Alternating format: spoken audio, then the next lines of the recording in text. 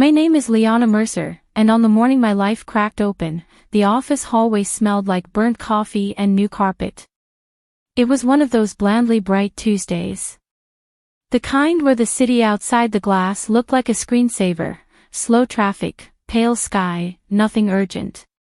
I balanced a paper cup in one hand, my laptop under the other, and nudged the door to the executive floor with my shoulder. The sensor lights flicked on in a row, washing everything in a soft, clinical glow.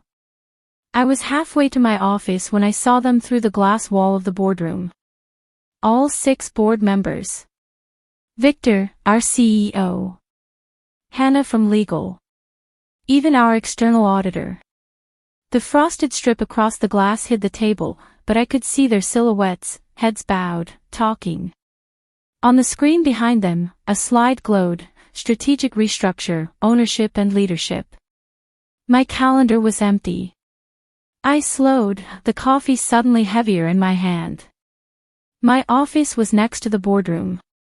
Usually, I would have already been in there, setting up the slides, checking cables, making sure Victor's favorite pen was at his place. Chief Operating Officer. Co-founder. The one who kept all the moving parts from breaking. I checked my phone, flicking my thumb across the screen. No invite. No last-minute reschedule. Just a generic memo from HR about updating emergency contacts. Inside the boardroom, Victor stood up. He was tall enough that his shoulders rose above the frosted glass. His voice carried through the door each time someone went in or out, caught in quick slices. Doesn't deserve the company. The words slipped through the small opening as Hannah opened the door to step out. For 1 second, the phrase landed perfectly clear in the hallway. I felt it in my chest before I understood it with my mind. I turned my face toward my office so she wouldn't see the way my expression changed. The door closed again, soft and final. The boardroom glass reflected me back, a woman in a charcoal blazer, hair pinned up, dark circles dusted over with concealer. Calm, composed, familiar. But my own image felt suddenly foreign, like a stock photo pasted into the wrong article. I set my coffee down on my desk and sat without taking off my coat. From my chair, I could see the boardroom door. People went in and out with laptops and folders, their faces carefully neutral. Every so often, laughter slipped through, light and low. I opened my email. The top message was from Victor, sent 20 minutes ago. Liana, let's touch base at 4 p.m. today. Important. V. Nothing else. No context. No agenda. The clock on my monitor read 9:17 a.m. The day stretched ahead like a long, silent corridor. I tried to work. I answered a few messages from operations, approved a logistics budget, flagged a staffing issue for later. My hands moved, my brain did not. Each time my eyes drifted up, they returned to the boardroom door, to the glow of the presentation reflected faintly on the hallway wall. At 11:03, the meeting broke. Chairs scraped faintly. The door opened. The board spilled out, the way people do after a long flight, stretching necks, rubbing eyes, checking phones. Victor walked with the chairman, their heads close together. The chairman's hand rested on Victor's shoulder in that paternal, approving way. No one looked into my office. No one knocked. After a moment, my phone buzzed. Another message from Victor. Actually, can we move our 4 p.m. to right after lunch? 1:30, meet me in the small conference room. V. I stared at the screen, watching the tiny dots in my mind rearrange into a pattern I didn't want to see. Outside, clouds had thickened over the city. The glass showed a faint reflection of the room, my desk lamp, my still full coffee. My pulse hummed in my ears like background static. Somewhere deep in the building, someone laughed by the elevators, the sound sharp and distant. That was the first moment I understood something had shifted. Not a minor decision. Not a gentle realignment. The kind of shift that happens under the surface of the earth, quiet and slow, until one day the ground moves. At 1:28, I stood up, smoothed my blazer, and walked toward the small conference room. The hallway felt colder than it had in the morning. The small conference room had no windows. Just a round table, 4 chairs, and a whiteboard stained with ghosted diagrams from old projects. The overhead light hummed faintly, bathing everything in a flat, almost gray brightness. Victor was already there, jacket off, tie slightly loosened. His phone lay face down on the table, next to a folder with my name printed on the tab. "Liana," he said, standing just enough to make it look polite. "Sit, please." I took the chair opposite him. The table's polished surface reflected the underside of the light, a pale ring between us. He folded his hands. "You know I value you, right?" My stomach tightened. People rarely say that when they're about to give you a raise. "I know I've worked hard," I said. My voice sounded steady and soft in the small room. It surprised me. His smile didn't quite reach his eyes. "You've been essential. Since the very beginning. We wouldn't be here without you."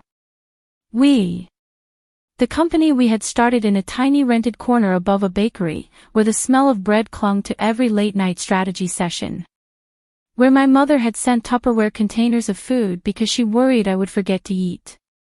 "Things are changing," Victor went on. "You know, the investors have been pushing for a more experienced image. Someone who can take us public. They've got ideas about leadership structures. Optics." He gestured vaguely, as if optics were a fog he could wave away. I looked at the folder with my name. "What are you trying to say?" He exhaled, like this was hard for him. "The board has decided to reconfigure the C-suite." He slid the folder across the table. "Your role as COO will be dissolved in its current form. There will be a transition package, of course." The word "dissolved" sat between us, dull and heavy. I opened the folder. Inside, there was a typed letter on company letterhead, the logo I had helped design in the early days sitting neatly in the top corner. A summary of organizational restructuring. A list of benefits. A non-disparagement clause. "We're prepared to be generous," Victor said. "You'll have 6 months' salary, continued health coverage for your mother. We're not monsters." I read the line twice. "Effective immediately, your operational and decision-making authority is revoked." My authority. The countless nights building processes from scratch, the warehouse visits, the vendor negotiations, the human messes I had waded through to keep things running. Revoked in one sentence. "You told them I didn't deserve the company," I said quietly. He blinked. "What?" "In the boardroom this morning." I finally met his eyes. "I heard you. She doesn't deserve the company." Color crept up his neck, then faded. He looked away, pressing his lips together. "That was taken out of context," he said. "We were talking about equity allocation, risk. You know how these things are. It's not personal." Not personal. The company had my fingerprints on every surface. The culture, the systems, the early clients I had charmed into taking a risk on us. The brand story was half my own biography, flattened into marketing copy. "Let's talk about equity, then," I said. "My shares." He shifted in his chair. "Your ESOP package will vest according to the schedule. The lawyers have structured everything. You'll get a fair sum." "Not a co-founder percentage," I said. "Well," he said, picking up a pen and clicking it twice, "the investors felt that your contribution, while critical on an operational level, didn't align with the level of strategic risk they." I held up a hand. "You don't have to rehearse their language with me, Victor."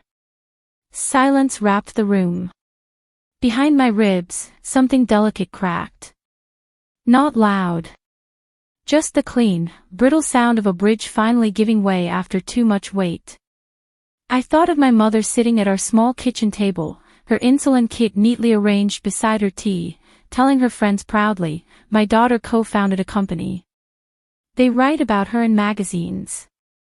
I thought of the staff who came to me before they went to HR, because they trusted I would listen. I thought of the nights I'd slept on the office couch, my blazer over me like a blanket, because the warehouse system had crashed and we needed a human on call. "What do you want me to do?" I asked. His shoulders relaxed, mistaking my calm for surrender. "We'll announce this internally as a mutual decision. You'll stay for a month to transition your responsibilities. After that, you take some time off. Travel. You're smart, Liana.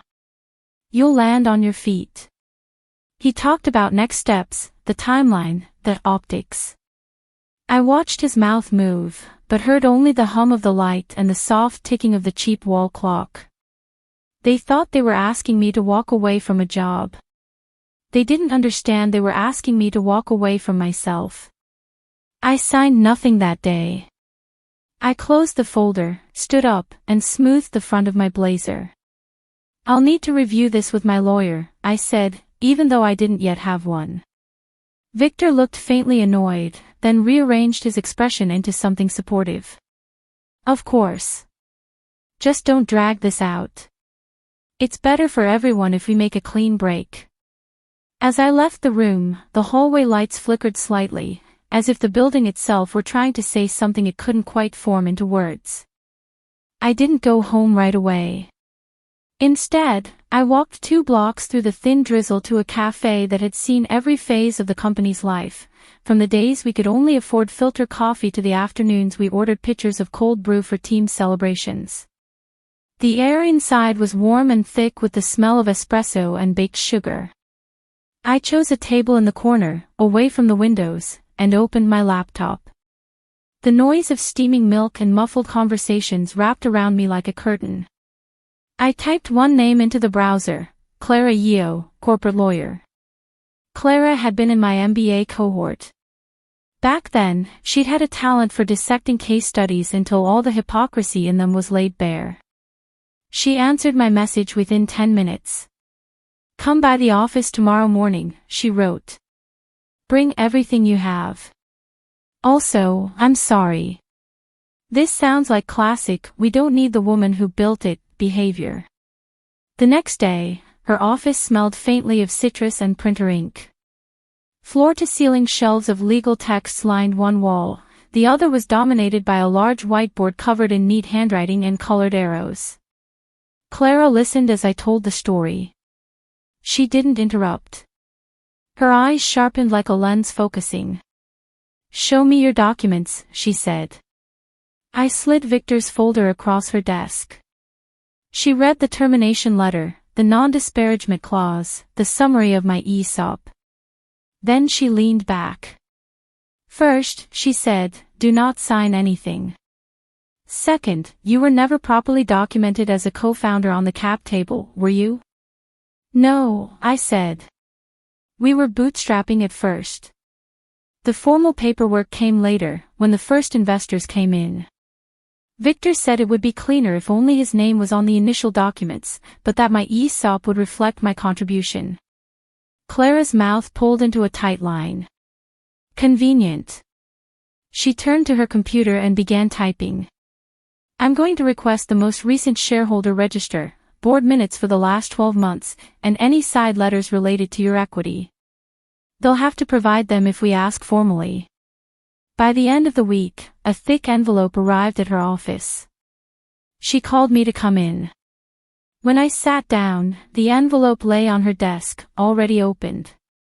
Papers fanned out like a deck of cards between us. "Okay," she said. "Here's where it gets interesting." She handed me a printed email thread. The subject line read, "Equity Cleanup Before Series C." The first message was from one of our lead investors to Victor and the chairman. I read the key paragraph twice, my vision sharpening around each word. Optically, it doesn't make sense for an operations-focused co-founder to hold a significant stake at this stage. If we position Liana as a well-compensated early executive instead, we can minimize her cap table footprint. She's valuable, but she doesn't deserve the company in the way the strategic founders do. There it was again. Not a stray sentence overheard through a door. Not a slip of the tongue. A sentence on record, sent at 11:42 p.m., with that casual cruelty people save for late-night typing when they forget that words can be printed. Below it, Victor had replied, agreed. Let's reframe her equity as extended ESOP. She'll still do the work, but will retain strategic control. My hands trembled slightly, the paper rustling. I felt strangely calm inside, the way you do when you finally see the map of the maze you've been walking through in the dark. Clara pointed to another document. This is your original ESOP agreement. And this, she tapped a stapled packet, is a side letter they signed with the lead investor, capping your potential stake at a fraction of what a co-founder would normally get, no matter how long you stayed. Is that legal? I asked. It's legal because you signed the ESOP without seeing the side letter, she said. Ethical? That's another matter. The next document was a list of minority shareholders. Early employees, angel investors, a few friends and family of Victor. Next to each name, the number of shares, their vesting status, and a rough estimated value. Clara's nails tapped a slow rhythm against the table. Here's what they didn't account for, she said. In their rush to control you, they built a lopsided structure. Victor and the lead investor hold a large stake, but it's fragmented beyond them. They've also allowed transfer of shares to approved entities with minimal oversight before the next funding round, probably to keep things flexible. Flexible for whom? I asked. For anyone fast and quiet enough to exploit it, she said. She pulled out a bank statement, the only thing in the pile with my name at the top. This is your current vested ESOP. It's something, but not enough to challenge them head-on. However, she reached into the envelope again and slid out a single piece of paper. It was a scanned copy of handwritten board minutes from the very early days, before the investors. The ink was slightly faded. At the bottom, a note. Verbal agreement, Liana to be treated as co-founder in all material respects regarding equity and decision-making power. 3 signatures sat underneath. Victor's. The chairman's. And the third co-founder who had quietly left the company 2 years ago after a burnout sabbatical. They never bothered to formally rescind this, Clara said. They just buried it under new paperwork and hoped you'd never see it. The page felt heavier than its weight. This was the proof that the story in my head, that I was a co-founder, that my sacrifice had meant something, wasn't just ego. They had agreed. Then they had decided I didn't deserve it. The cafe across the street flicked its lights on as dusk settled outside Clara's office. Warm rectangles glowed on the wet pavement. Cars moved slowly, their headlights leaving brief streaks. What do you want to do? Clara asked gently. The anger that had been simmering inside me thickened into something denser, quieter. Not fire. Stone. I don't want to blow it up for the sake of it, I said. I built this place. There are people there who rely on it. I don't want to kill the company just to hurt them. Then what? She asked. I looked down at the shareholder list again. At the scattered small holdings, the disillusioned angels, the early employees whose stock options were already half-vested and likely underappreciated. I want them to know, I said slowly, what it feels like to be in the room and realize someone else quietly holds the power you thought you owned. Clara's eyes glinted. That, she said, is a very specific kind of justice. We both looked at the papers on the desk, the email, the handwritten note, the fragmented cap table. In that quiet, the plan began to take shape. It didn't happen quickly. Revenge in movies takes 90 minutes.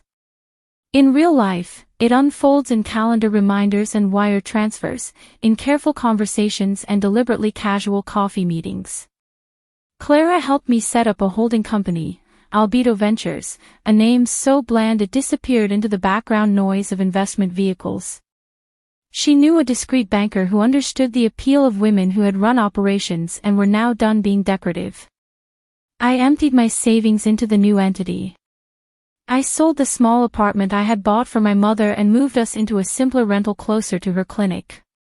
When she asked why, I told her the truth in a softened version. "They're changing things at the company," I said, stirring sugar into her tea. "It might be a while before I earn that kind of salary again. But it's okay, Mama. We'll be fine." She studied my face, the way only mothers can. "Are they treating you fairly?" I thought of the email line, "She doesn't deserve the company." "Not yet," I said. "But they will." The first shareholders I approached were the early employees who had quietly left after the culture shifted. We met in dim bars and bright co-working spaces, in parks with takeaway coffee. I let Albedo Ventures do the talking. "We're an independent fund looking to consolidate small stakes in promising companies before later rounds," I would explain. "We believe your time there has already earned you the upside you were meant to have. If you'd rather liquidate now, we can offer a clean exit." Some of them were bitter. Some were simply tired. A few asked if this was Victor's idea. When I said no, they relaxed. More than I expected said yes. The angels were next. Friends of Victor who had thrown in money early and then lost interest when the company became more structured and less glamorous. For them, Clara drafted glossy term sheets and polite letters of intent. As the months ticked by, the cap table shifted by degrees. A few hundred shares here, 1,000 there. Each transfer documented, filed, logged. Each change small enough not to trigger alarms before the quarterly board reviews. Victor occasionally sent me short messages during that time, checking in on the transition, asking when I might sign the final paperwork. I responded with equally short notes. "Still reviewing terms. I'll revert. I need my lawyer to look at this clause. Soon." He grew impatient, but the PR team had already drafted the announcement framing my departure as a graceful mutual decision, and the investors were more focused on preparing the next funding round. I had become a line item, COO replacement, pending. During one of our check-ins, Clara swiveled her screen toward me. The spreadsheet on it had become my favorite piece of quiet theater. "With the last 2 transfers, Albedo now holds 23%, she said. "Officially." Unofficially, she pointed to a column of names. "You have voting agreements from disillusioned employees totaling another 11%. That puts you in striking distance." "Striking distance of what?" I asked, though I already knew. "Of them not being able to do anything significant without at least checking whether the mysterious Albedo Ventures will approve," she said. "And, given the original handwritten agreement recognizing you as a co-founder in all material respects, we have a narrative that will resonate with other shareholders if this goes public." We chose our moment carefully. It was the week before the board planned to finalize terms with a major new investor. The deal would dilute everyone, but cement Victor's control. For the first time, he would not need consensus to push through key decisions. 2 days before the board meeting, the company's receptionist called me, flustered. "Hi, Liana, we got served with some documents addressed to the board and shareholders. They mentioned something called Albedo Ventures and you." "It's okay," I said, my voice gentle. "Just make sure they get to the company secretary. They've been expected." The documents were a formal notice, drafted by Clara, calling for an extraordinary general meeting. Attached were the handwritten early board minutes naming me a co-founder in all material respects. The email thread about me not deserving the company. A breakdown of Albedo Ventures' consolidated holdings and the proxy agreements Clara had assembled. By the time Victor saw everything, it was too late to make it disappear quietly. Too many people had received copies. The company's secretary. The auditors. The lead investor's legal counsel. The extraordinary general meeting was held in the main auditorium, because the boardroom was suddenly too small.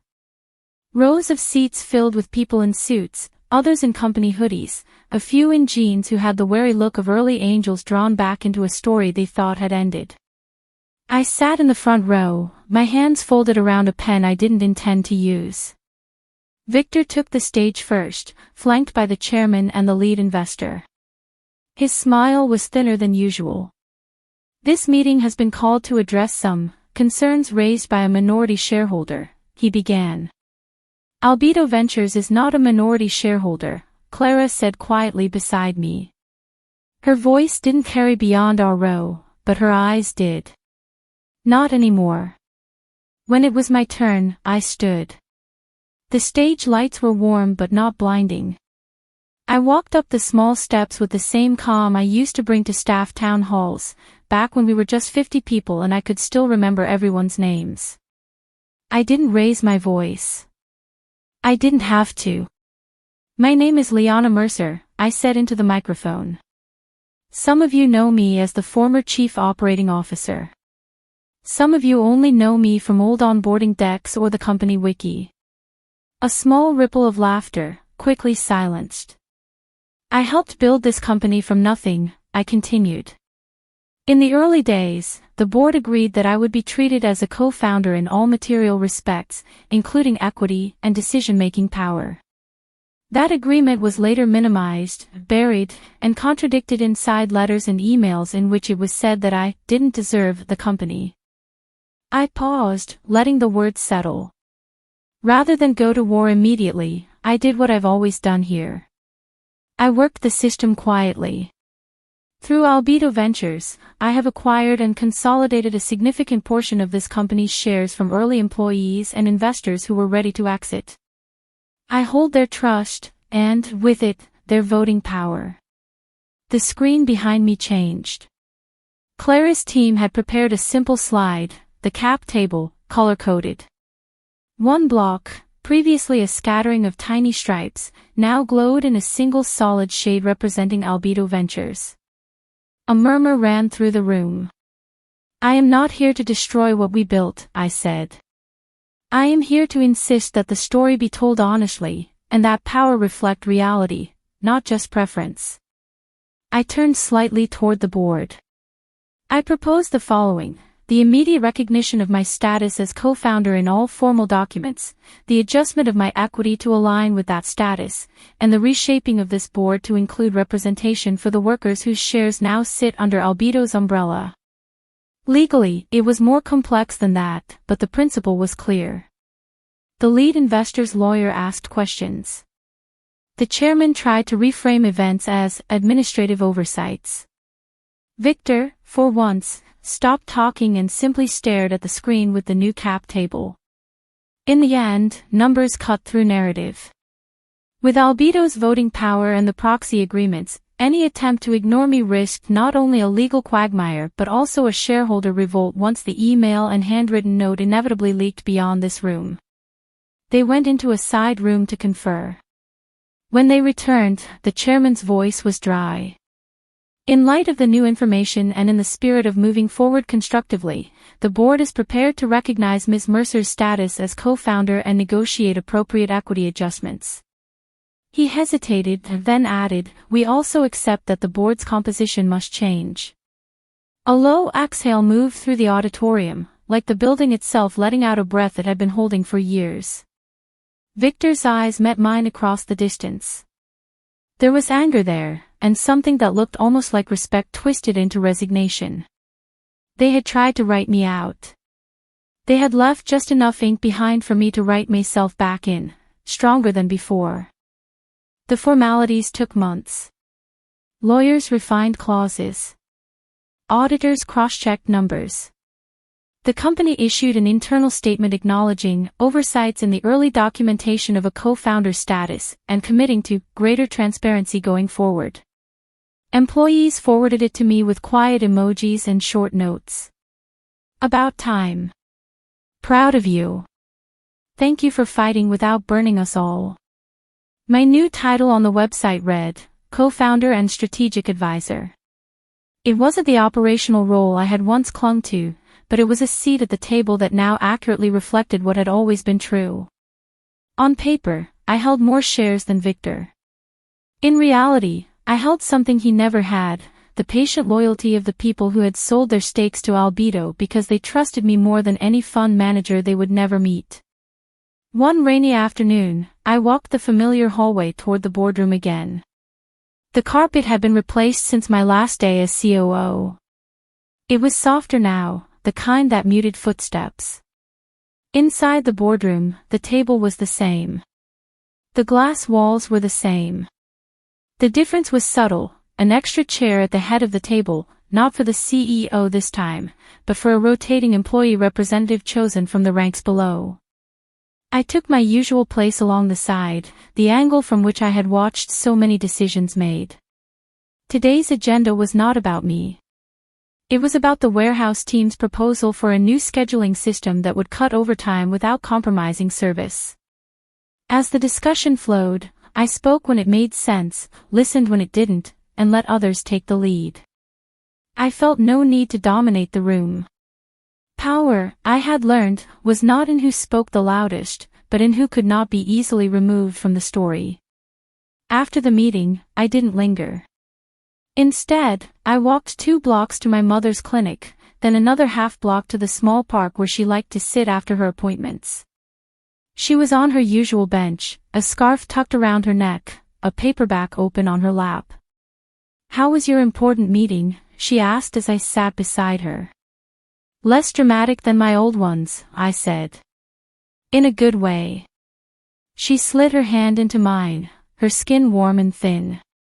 Birds argued in the branches above us, their tiny bodies flitting between the leaves. Somewhere, a child laughed, the sound high and bright. "I kept something," I said. "From the whole mess." I reached into my bag and pulled out a small frame. Inside, under glass, was the handwritten note from the early board minutes, verbal agreement, Liana to be treated as co-founder in all material respects regarding equity and decision-making power. The signatures were still visible, though the ink had faded a little more under the light of Clara's office before I'd asked for the original back. "You're going to hang that in your office?" my mother asked. "Eventually," I said. "For now, I just needed to see it as something finished, not as a weapon."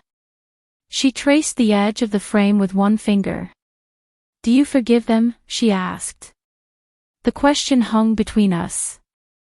The air smelled faintly of wet earth and nearby street food, oil, spice, the sweetness of grilled corn.